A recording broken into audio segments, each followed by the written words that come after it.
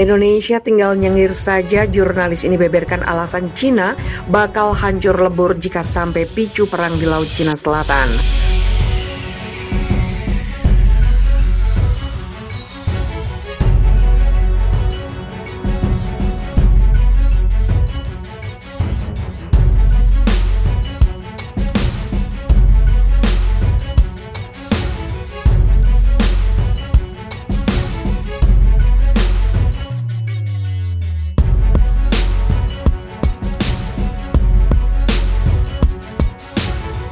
Konflik Laut Cina Selatan sudah terjadi selama 2 tahun lamanya.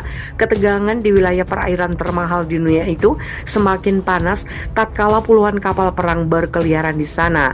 Sontak saja konflik Laut Cina Selatan menjadi perhatian dunia dan seolah ingin kembali memanaskan pertempuran di Asia Tenggara. Reuters melaporkan bahwa Cina telah menyelesaikan sebagian besar pembangunan infrastruktur militer besar di pulau buatan yang telah dibangun di Laut Cina Selatan. Tidak hanya itu, negara adidaya Asia itu juga dapat mengerahkan pesawat tempur dan perangkat keras militer lainnya di sana kapan saja. Mengutip citra satelit yang dianalisis oleh Prakarsa Transparansi Maritim Asia, bagian dari Pusat Studi Strategis dan Internasional Washington DC, kantor berita tersebut menulis bahwa pekerjaan di Ferry Cross, Subi, dan Mises Reefs di Kepulauan Spratly telah rampung, termasuk soal angkatan laut, udara, radar, dan fasilitas pertahanan. Berpegang pada narasi arus utama bahwa Cina adalah agresor dalam mengklaim hak berdaulat atas bagian besar Laut Cina Selatan, juru bicara Pentagon, Komandan Gary Ross mengatakan Amerika Serikat sudah mengetahuinya. Pembangunan berkelanjutan Cina di Laut Cina Selatan adalah bagian dari bukti yang berkembang bahwa mereka terus mengambil tindakan sepihak yang meningkatkan ketegangan di kawasan itu dan kontraproduktif dengan penyelesaian sengketa secara damai, katanya kepada Reuters. Cina sepertinya berulang kali meremehkan kesepakatan internasional, terus membangun infrastruktur pertahanan di dalam perbatasannya sendiri. Bagaimana tanggapan Cina mengenai Cina yang mengerahkan atau tidak mengerahkan fasilitas pertahanan teritorial yang diperlukan di wilayahnya sendiri? Ini adalah masalah yang berada dalam lingkup kedaulatan Cina, kata juru bicara Kementerian Luar Negeri Hua Chunying pada konferensi pers. Akibat dari sikap Cina ini, beberapa media asing dan internasional memberi julukan kepada Cina. Seperti Forbes misalnya, memuat sebuah artikel yang pada dasarnya mencantumkan semua alasan mengapa Cina adalah aktor yang sangat buruk di kawasan itu. Lalu CNN berbicara dengan para analis yang menjelaskan bagaimana pembangunan militer di pulau buatan akan bertahap. Ini karena Cina akan terus mengerahkan otoriternya dan pengaruhnya terhadap negara tetangga. Dilansir dari oilpress.com, pada Selasa menghadapi Cina, pasukan Amerika Serikat sudah berada di wilayah tersebut. Mereka bahkan mengambil bagian dalam latihan bersama dengan Korea Selatan dan Jepang. Dua negara itu adalah sekutu Amerika Serikat yang memiliki kapal perang angkatan laut paling kuat di Laut Cina Selatan. Tentu saja Cina tidak akan mudah menguasai Laut Cina Selatan.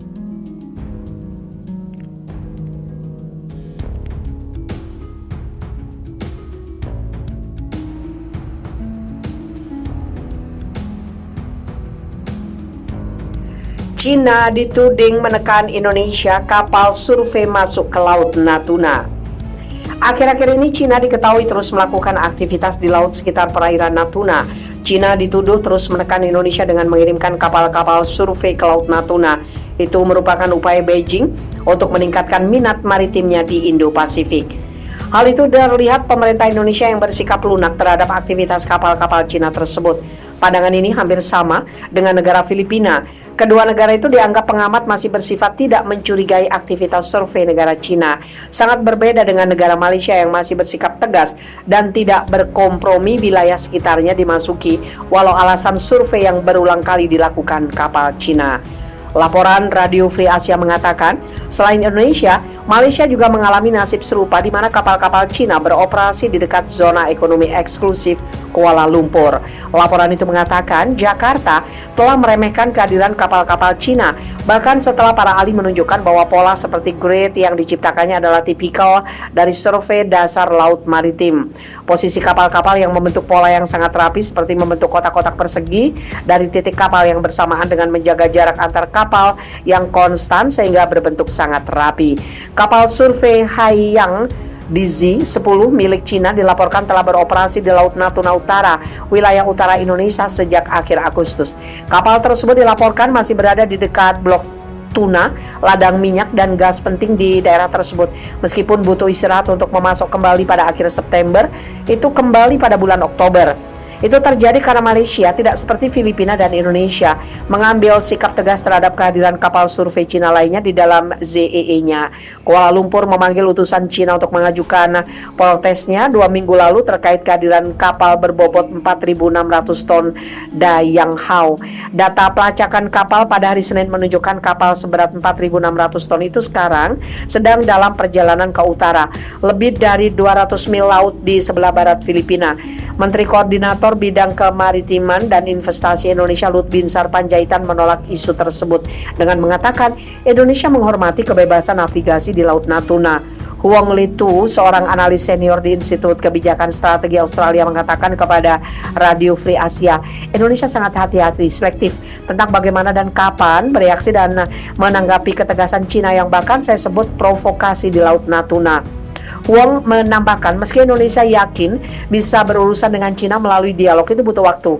Cina telah memodernisasi kemampuan militernya, merebut kembali pulau di Laut Cina Selatan dan menumbuhkan ambisi. Saya tidak berpikir kita memiliki waktu seperti yang diperkirakan banyak orang di Jakarta, kata Huang. Pada bulan Maret, sebuah laporan mengatakan bahwa Cina sedang mengumpulkan data tentang lingkungan bawah laut di Samudra Hindia dan 2 kapal survei pemerintah akan digunakan untuk hal yang sama. Kegiatan survei ini diklaim bertujuan untuk memberikan keuntungan bagi kapal selam Cina di wilayah. Seperti diberitakan sebelumnya, Badan Keamanan Laut atau Bakamla dulu pernah mengusir karena mencurigai kapal survei Cina. Xiangyang Hu 03 sempat mengoperasikan peralatan sensor bawah air sebelum petugas berhasil mengintersepsi perairan Selat Sunda. Di awal tahun ini, kecurigaan Bakamla berawal dari turunnya kecepatan ideal kapal dari 10 sampai 11 knot menjadi 6 hingga 8 knot. Terlebih, Xiangyang Hong 03 juga diketahui 3 kali mematikan automatic identification system.